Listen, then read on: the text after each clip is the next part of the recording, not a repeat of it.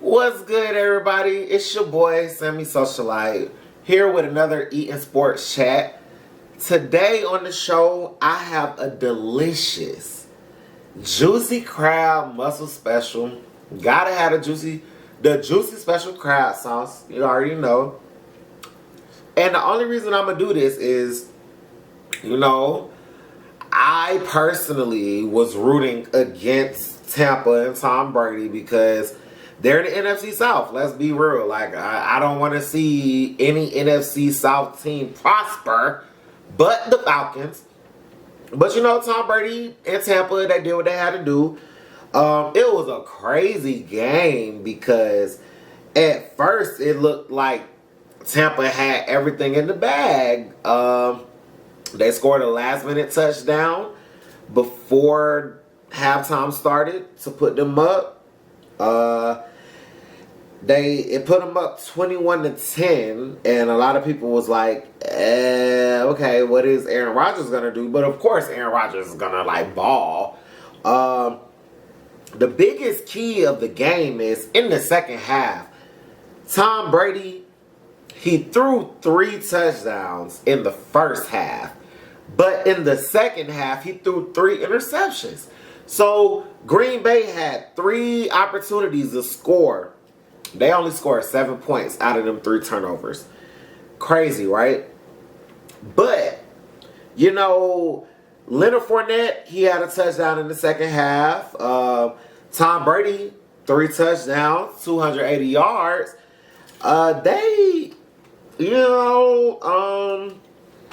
It was crazy because, Aaron Rodgers wins games like this. So I'm gonna be real frank. Matt LaFleur, you didn't want to win the game, bro. How are you going to let your defense put the game on the line? Everybody know Green Bay defense ain't like that.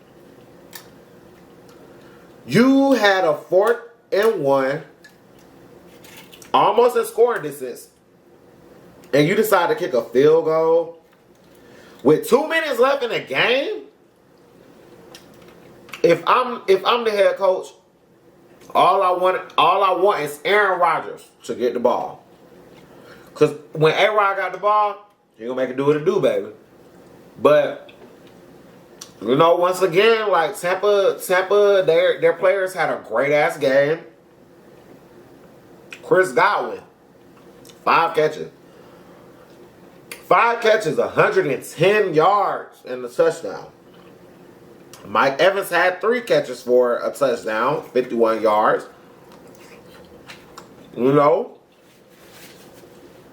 This Mike Evans' first playoff ever. Rob Gronkowski, he had 1 catch, but it was when Green Bay was coming back. 1 catch, 29 yards. It was a great first down catch, everything. Shout out to Todd Bowles and shout out to Bruce Arians. They did what they had to do. Matt LaFleur, I'm not gonna lie, it's kind of clear that you came from the Falcons background because, my God, y'all could have won this game easily.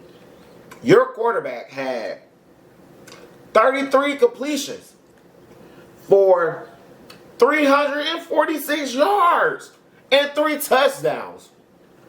He only threw 1 pick. Matt LaFleur, I'm sorry, bro. You are you the epitome of a Falcons tree, bro. Shouldn't have lost that game, bro. Big major story was the running backs. The running backs dead ass. Aaron Jones was supposed to be the key factor in this game. Aaron Jones only had 27 yards, 6 carries. What are you doing? Devontae Adams. Once again, these wide receivers in these playoffs are wilding, bro. This nigga Devontae Adams had 9 catches, 9 whole catches, but for 67 yards, bro. He did get a touchdown, but it just wasn't enough. So once again, Tom Brady, I'm at the point where I'm stuck between wanting to hate this nigga because he beat the Falcons in the Super Bowl, but you really can't deny Tom Brady's greatness. Like, he dead ass has been to more Super Bowls than any quarterback ever. Not to mention, he is the first quarterback who has ever played a Super Bowl in their home stadium. Could have never happened in New England. New England never gets a Super Bowl. But the one time Tampa Bay gets a Super Bowl, he gets to play the very first Super Bowl in the home stadium. It pains me to say, shout out to Tom Brady. You did it. I don't know. This Juicy Crab is busting. So the next game, you know, it was only 2 games this week. The Bills versus the Chiefs. You can't sit up here and lie to me unless you're a Bills fan. And shockingly, they have those. There's dead ass Bills fans out here. Nobody but Bills fans thought that the Bills were gonna win this game. So they started off. Bills scored first. 3-0. Great. Josh Allen, I don't have nothing to say to you, bro. You dead ass. You played your ass off. You tried your best.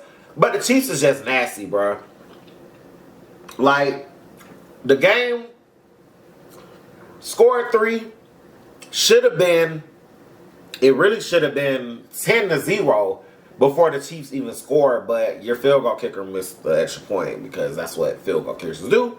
But the craziest shit is Mecole Hardman, another UGA motherfucker.